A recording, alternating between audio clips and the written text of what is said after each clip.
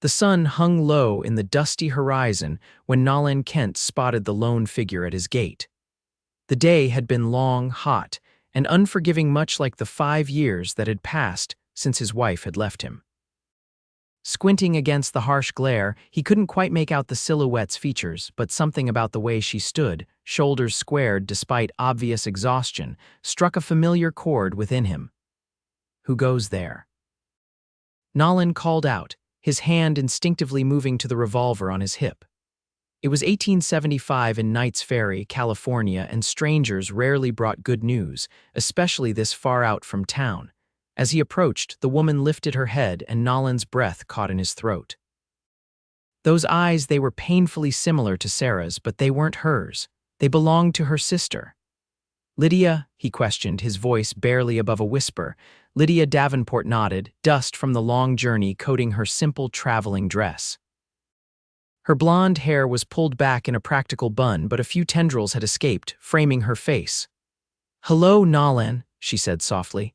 "What in God's name are you doing here?" he demanded, not bothering to mask his surprise or the edge in his tone. The Davenport family had made their feelings about him abundantly clear after Sarah left.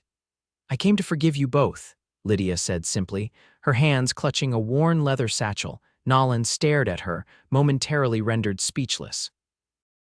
"You've got a long way to travel for forgiveness," he finally said, gesturing toward the vast landscape behind her. "Especially since there's nothing to forgive me for. Your sister was the one who left." "May I come in?" Lydia asked, ignoring his comment. "It's been a long journey from San Francisco." Nalin hesitated, then nodded curtly. "Fine, but I don't have much hospitality to offer these days." He pushed open the gate and led her toward the modest ranch house he'd built with his own hands when he still believed in the future. The cattle lowed in the distance, reminding him there would be work waiting at dawn, regardless of unexpected visitors.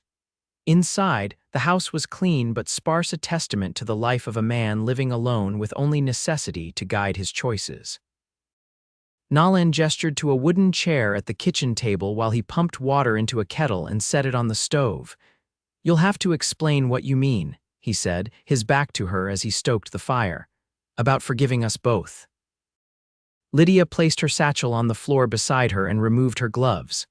"Sarah's dead, Nalin." The words hit him like a physical blow. He gripped the edge of the stove, steadying himself. "When?" he managed to ask, not turning around. 3 months ago, consumption it was, quick at the end. Nalin closed his eyes, absorbing the information.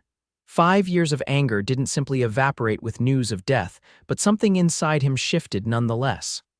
"I'm sorry to hear that," he said finally, turning to face Lydia, "but I still don't understand why you're here." Lydia met his gaze unflinchingly. "Before she died, Sarah told me everything, about what really happened between you two, about the baby she lost, about her fear that you'd never forgive her for leaving after that. She wasn't running from you, Nalin, she was running from herself." Nalan's jaw tightened.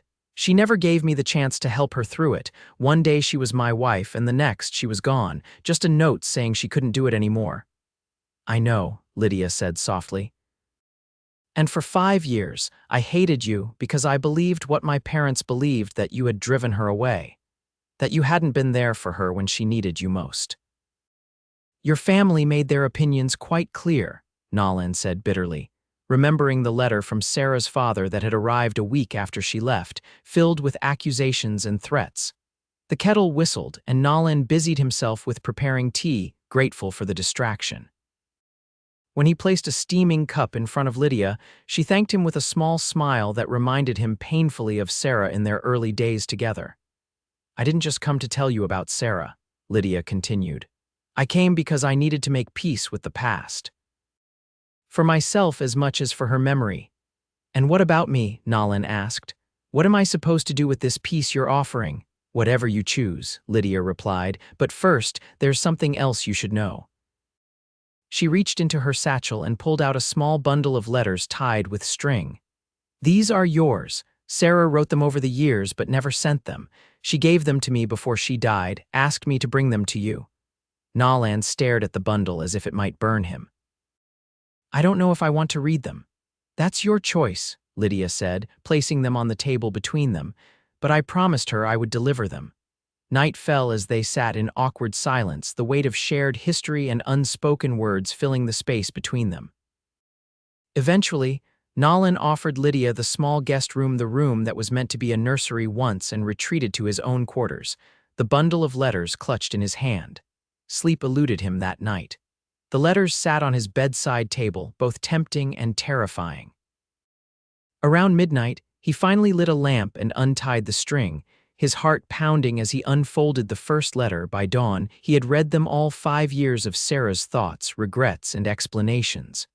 Her grief over their lost child.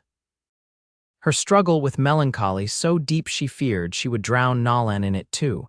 Her decision to leave to spare him that burden. Her realization, too late, that she had made a terrible mistake. When Lydia emerged from the guest room the following morning, she found Nolan in the kitchen, his eyes red-rimmed from lack of sleep and silent tears. "She never stopped loving me," he said hoarsely. "No," Lydia agreed, "she never did. And your parents, did they ever know the truth?" Lydia shook her head. "They only saw her suffering. It was easier to blame you than to accept that sometimes there are wounds no one can heal." Nolan nodded slowly, understanding all too well. "How long do you plan to stay?" "I hadn't thought that far ahead," Lydia admitted. "I purchased a return ticket to San Francisco for next week, but I have no pressing matters awaiting me there." "You're welcome to stay until then," Nolan offered, surprising himself with the sincerity in his voice. Over the next few days, an unexpected rhythm developed. Nolan would work the ranch during the day while Lydia kept house, preparing meals and tending to tasks that had been neglected in the years of Nolan's solitary existence. In the evenings, they would sit on the porch, watching the sunset and talking. At first, they spoke only of Sarah, memories both shared and individual that painted a fuller picture of the woman they had both loved in different ways. But gradually, their conversations expanded to include their own lives, dreams, and disappointments. Nolan learned that Lydia had been engaged once, but had broken it off when she discovered her fiancé's gambling debts. She had supported herself as a schoolteacher in San Francisco, finding fulfillment in the work but loneliness in her personal life.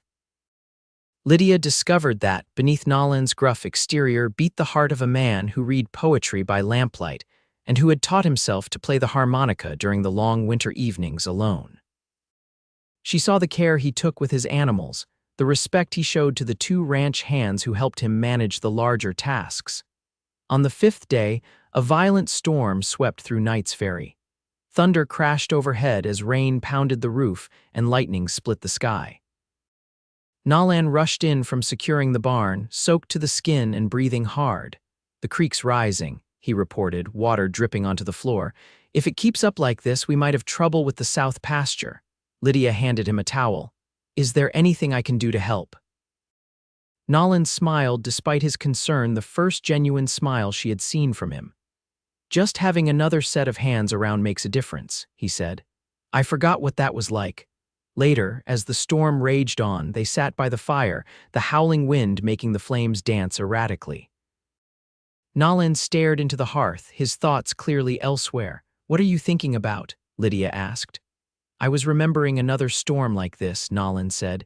"The first year Sarah and I were married, the roof leaked something awful. We spent the night moving buckets around, trying to catch the worst of it." His expression softened at the memory. "We ended up sitting just like this, wrapped in blankets by the fire. She said as long as we had each other, a little water couldn't hurt us."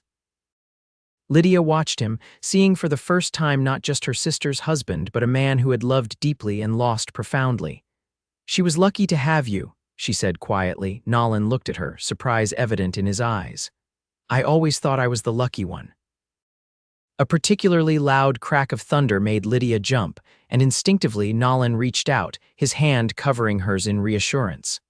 The touch, simple and unplanned, sent an unexpected jolt through both of them. For a moment, neither moved, the contact becoming something more than comfort. Then Nolan withdrew his hand, clearing his throat. "It's getting late. We should probably turn in." The next morning, the storm had passed, leaving behind a washed, clean world and subtle tension between them. They moved around each other carefully.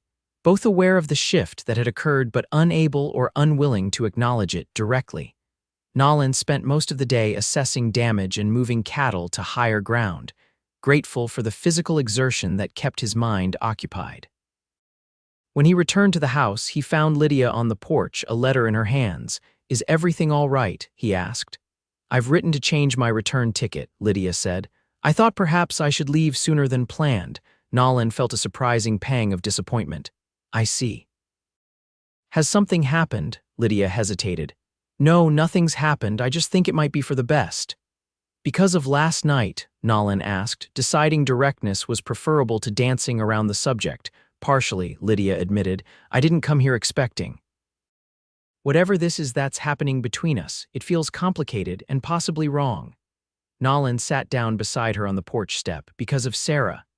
"Yes, and because I don't want either of us to confuse grief and loneliness with something else." Nolan nodded slowly. "That's fair.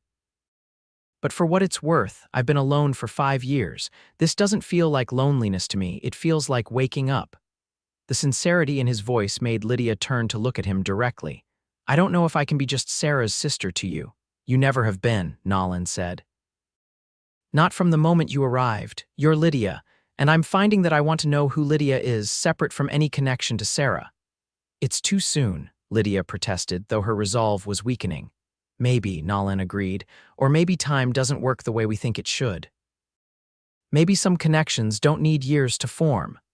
Lydia didn't respond, but she didn't mail the letter either.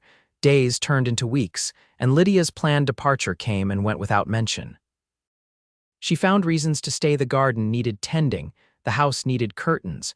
The ranch hands appreciated her cooking more than Nolan's. Small excuses that masked a larger truth. Neither of them wanted her to leave. Spring blossomed across Knight's Ferry, bringing new life to the land.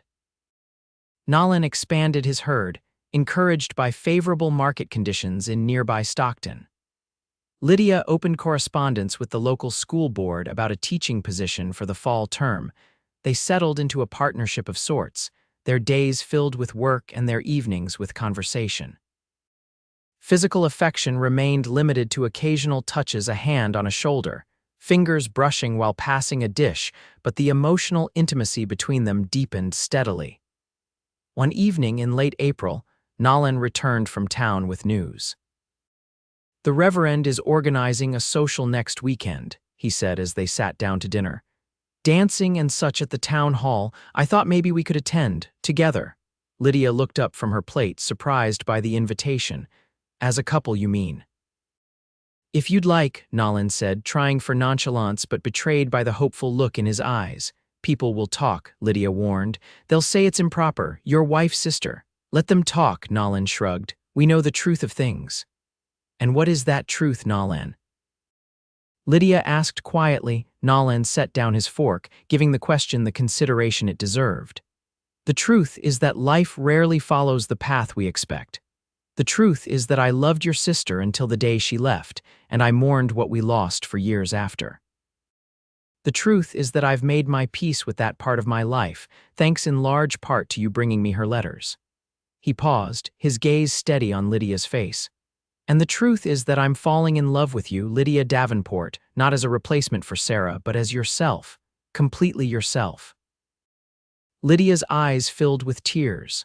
"I've been fighting this because it felt like a betrayal," she admitted. "Of Sarah, of my family, but the more time I spend with you, the harder it becomes to deny what I'm feeling."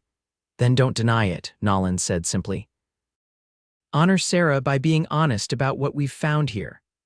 The social was held in the town's modest hall, decorated with spring wildflowers and lit by lanterns that cast a warm glow over the proceedings. When Nolan and Lydia arrived together, there were indeed whispers and curious glances, but the open hostility Lydia had feared didn't materialize. Reverend Thomas greeted them warmly, introducing Lydia to several members of the school board who expressed interest in her teaching experience. Nolan was pulled into conversation with neighboring ranchers about cattle prices and water rights. "Your gentleman seems like a good sort," commented Mrs. Patterson, the seamstress who had taken Lydia under her wing during her visits to town. "Been through a rough patch, but who hasn't out here?" "He is a good man," Lydia agreed, watching as Nolan laughed at something one of the other ranchers said. The lines of strain that had marked his face when she first arrived had softened over the past months. When the music started, Nolan found his way back to Lydia's side. "May I have this dance?" He asked formally, extending his hand. Lydia placed her hand in his, allowing him to lead her onto the dance floor. They moved together easily, as if they'd been dancing for years rather than for the first time. "I think we've passed inspection," Nolan murmured, nodding toward a group of town matrons who were watching them with more curiosity than disapproval. "We're the most interesting thing to happen in Knight's Ferry since the stage was robbed last year," Lydia said with a small laugh. "Let's give them something more to talk about," Nolan suggested, his eyes twinkling with mischief. Before Lydia could question his meaning, he pulled her closer and dipped her dramatically as the fiddle reached a crescendo. When he brought her upright again, they were both laughing, oblivious to the renewed whispers their display had generated. In that moment, they were simply two people enjoying each other's company, the complicated path that had brought them together temporarily set aside. The evening continued pleasantly, with more dancing, simple refreshments, and community gossip. As the night drew to a close, Nolan and Lydia began the journey back to the ranch, driving slowly under a canopy of stars. "I'm glad we went," Lydia said, breaking the comfortable silence between them. "It was nice to feel like part of the community." "You belong here," Nolan said. "If you want to, that is." The question beneath his statement hung in the air between them. Lydia turned to look at his profile, strong and steady in the moonlight. "I want to," she said softly. When they reached the ranch, Nolan helped Lydia down from the wagon, his hands lingering on her waist. The night was still, the only sound the distant chorus of frogs by the creek and the occasional lowing of cattle. "I never expected to find happiness again," Nolan confessed. "Certainly not like this." "Neither did I," Lydia admitted slowly. Giving her every opportunity to pull away, Nolan leaned down and kissed her. It was gentle, almost hesitant at first, but deepened as Lydia responded, her hands coming up to rest on his chest. When they finally parted, breathless, Nolan rested his forehead against hers. "I love you, Lydia. I need you to know that this isn't about Sarah or the past. It's about you and me, here and now." "I love you too," Lydia whispered, the words both terrifying and liberating, "and I believe you. We've both carried Sarah with us to this point, but what's between us belongs only to us." Summer arrived in Knight's Ferry with relentless heat and the promise of a bountiful harvest. Lydia had secured the teaching position for the fall and spent her days preparing lessons and helping Nolan with the endless tasks of running the ranch. In July, Nolan proposed properly, offering Lydia a simple gold band that had belonged to his mother. "It doesn't have to be right away," he assured her. "We can wait as long as you want, court properly if that's what you'd prefer." Lydia considered the ring and the man offering it. "I think we're past the point of traditional courtship," she said with a smile. "But perhaps a small engagement to appease propriety." They were married in September, just as the first hints of autumn began to color the landscape. The ceremony was held at the small church in Knight's Ferry, attended by townsfolk who had come to accept and even embrace the unusual circumstances that had brought the couple together. Lydia wore a dress of pale blue rather than traditional white, a conscious choice that acknowledged her unique path to Nolan's side. Reverend Thomas spoke of new beginnings and the mysterious ways in which divine providence worked in human lives. "I sometimes think Sarah knew exactly what she was doing when she sent me here," Lydia confessed to Nolan on their wedding night as they lay together in what was now truly their bedroom. "As if she was giving us both her blessing." "She always was smarter than both of us put together," Nolan said, pulling Lydia closer. "But I think even she couldn't have predicted how perfectly we would fit together." Life settled into a rhythm of work and love, challenges and triumphs. Lydia taught at the school during the week and helped with the ranch on weekends. Nolan expanded their operations, hiring additional hands and increasing the herd size. They became fixtures in the community, respected for their hard work and generosity. The following spring brought with it the news they had both been hoping for. Lydia was expecting a child. The joy was tempered by the memory of Sarah's loss, but they faced their fears together, supporting each other through moments of anxiety and celebration. "I never thought I would have this chance again," Nolan admitted one evening as they sat on the porch, his hand resting protectively on Lydia's growing belly. "I never thought I would have it at all," Lydia replied. "I had resigned myself to spinsterhood before I came here." "I'm glad you found your way to my gate that day," Nolan said, pressing a kiss to her temple. "So am I," Lydia agreed, "though I couldn't have imagined then where forgiveness would lead us." In November of 1877, Lydia gave birth to a healthy son they named David.